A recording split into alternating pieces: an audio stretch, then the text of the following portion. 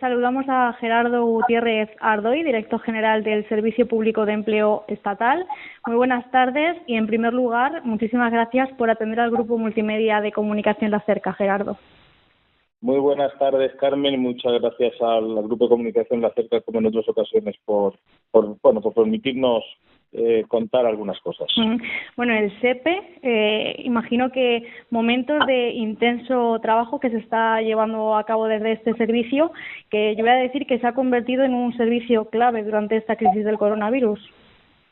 Pues sí, el Servicio Público de Empleo Estatal en este momento, después del Servicio de Salud, que indudablemente fue y sigue siendo el servicio principal, el servicio público principal para poder luchar contra este puñetero virus. Desde luego, el segundo escalón de la administración del servicio público que toma especialmente importancia es el Servicio Público de Empleo Estatal, que es el que ha permitido que millones de personas, en concreto más de 5.200.000 personas en estos días hayan cobrado su prestación. Vamos a valorar, si le parece, en primer lugar los datos de empleo que se han conocido este mismo martes, correspondientes a los meses de marzo y abril. Ya el coronavirus está dejando sus efectos negativos en el empleo y, como digo, en marzo y abril, 2 meses que de manera habitual son de los mejores en el mercado laboral de España, pues esta vez no ha sido así. Y en este tiempo el paro registrado ha subido en casi 600.000 personas, algo más de 300.000 en marzo y 282.291 en abril, con un total de 3,89 millones de parados. Y la afiliación a la Seguridad Social ha perdido cerca de 1 millón de cotizantes, casi 900.000 en marzo y 49.071 en abril. ¿Cómo valorar estos primeros datos? Bueno, efectivamente son malos datos, indudablemente. Son el reflejo del momento en el que estamos, en el que la economía se ha paralizado en un porcentaje importante de la misma, en el que unos 3.300.000 trabajadores en este momento han suspendido también sus relaciones laborales, lo que ha llevado consigo que la maquinaria industrial y productiva de este país se paralice, se vaya al ralentí y ha llevado consigo a que miles de trabajadores unos hayan suspendido sus relaciones laborales, como esos 3.300.000 que están en ERTE, y estos prácticamente 600.000 personas que vienen al desempleo y alrededor de 1 millón que han quedado en desempleo, quiere decir, y alrededor de ese 1 millón de personas casi que han dejado de estar afiliadas en la seguridad social, se encuentren sin actividad. Bueno, es que estamos en el momento crucial, ¿no? En el momento quizá más alto, ¿no? de crisis provocada por el tema sanitario y desde luego también por crisis en el empleo. Claro, ya lo decía, se suman a estos datos que he dado antes los más de 3 millones de afectados por ERTE y más de 1 millón también de trabajadores autónomos que se van a beneficiar también de esa prestación extraordinaria para autónomos que ha puesto en marcha el Gobierno. Efectivamente, hay que poner en valor, desde luego, el esfuerzo que está haciendo el Gobierno por rescatar y poner un nivel de rentas importantes por un lado, como digo, a 5.200.000 personas que entre el sábado y el lunes han cobrado la prestación por desempleo y ese millón 100.000 personas, 100.000 autónomos que por primera vez en este país, como autónomos han recibido una renta, un cese de actividad, además de exonerarles de la cuota de la seguridad social. La protección de 6.300.000 personas en este momento de forma directa. ¿Por qué es necesario? Eso es invertir en las personas y es asegurar un nivel de rentas mínimo durante estos meses en los que la economía, como digo, va al ralentí, va funcionando muy, muy lentamente, para por lo menos mantener un nivel mínimo de rentas y, por tanto, un nivel mínimo de consumo, que es importante. Y los ERTE, que yo diría que son uno de los mecanismos clave en esta crisis también, que se han puesto en marcha.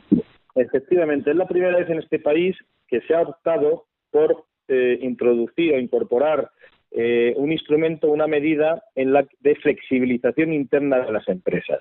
En vez de que la empresa tuviera que plantearse extinguir las relaciones laborales por el momento de crisis económica, lo que se optó en el mes de marzo con urgencia a través de un Real Decreto Ley es arbitrar esta medida de flexibilización interna en la que permite que los trabajadores mantengan la relación laboral, lo único que a través de una suspensión de su relación laboral, de forma que la renta, la prestación la cobra a partir por parte del Servicio Público del Empleo Estatal, y en aquellas empresas a las que se les haya admitido, se les haya reconocido un expediente de fuerza mayor, pues se les exonere del 100% de la cuota de la seguridad social para empresas de menos de 50 trabajadores o del 75% para empresas de 50 o más trabajadores.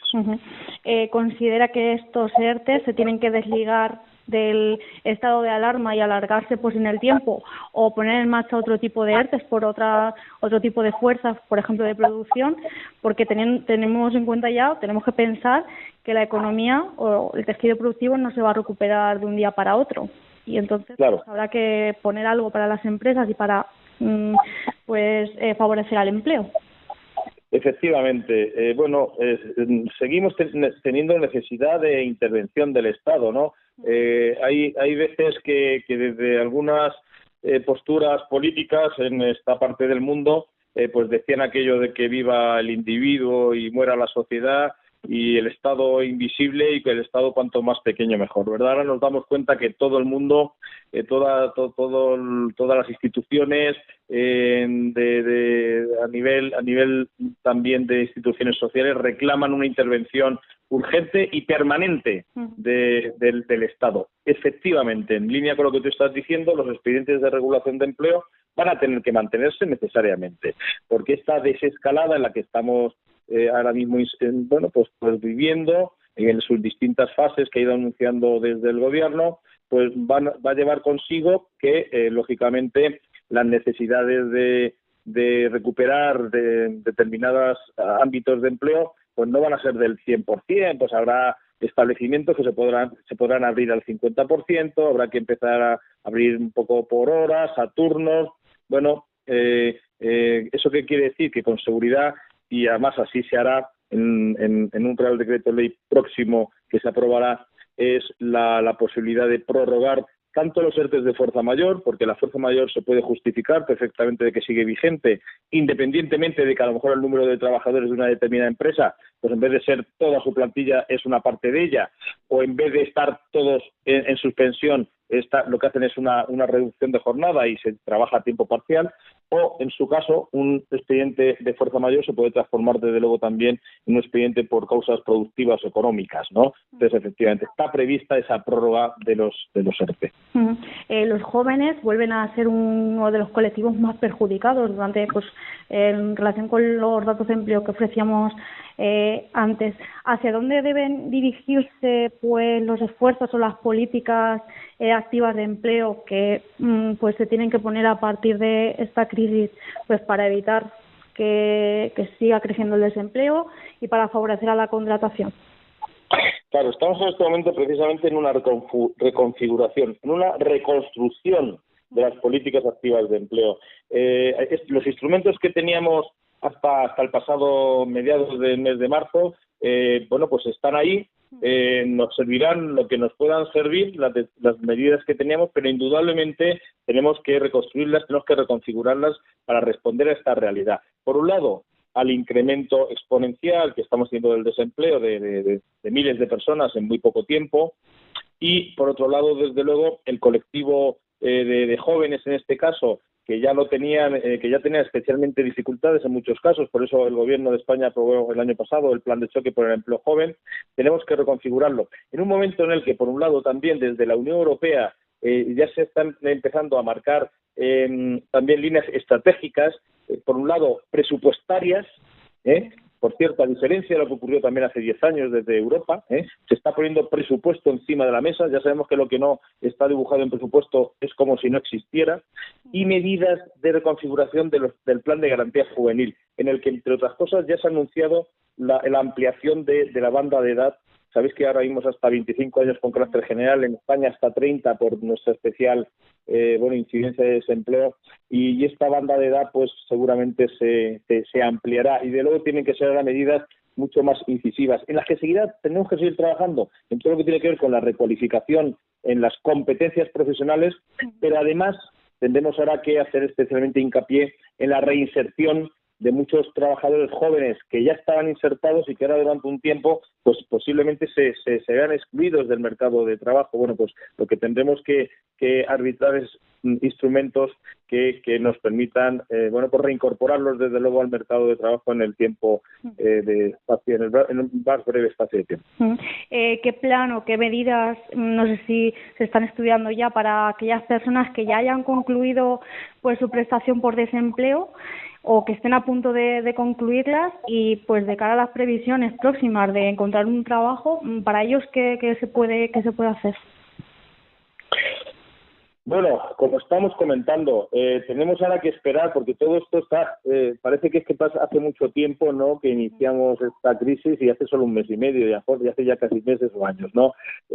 Tenemos que sentarnos a ver cuáles son las expectativas. Primero, tener la foto real de cómo queda el mercado de trabajo. Eso lo podemos ir teniendo en las próximas semanas. Ahora estamos a solo un mes y medio de las primeras medidas que se pusieron encima de la mesa. Hemos podido responder de inicio a ese primer nivel de necesidad, que era el poner rentas a favor de las familias, de las personas, y luego en un segundo nivel, en las próximas semanas o meses, será la de ir arbitrando medidas a la medida de cada uno de los territorios de este país, porque no es lo mismo lo que ocurre en Baleares, lo que puede ocurrir en Albacete, en La Mancha, en Castilla-La Mancha, y para arbitrar esas medidas que indudablemente tienen que ser urgentes, pero necesitan una cierta reflexión. En este momento tenemos que hacer un pequeño análisis, urgente, pero un análisis de cuáles deben ser esas medidas. Es un adelanto lo que en Castilla-La Mancha se hizo ayer, de firmar ese pacto inicialmente con los agentes sociales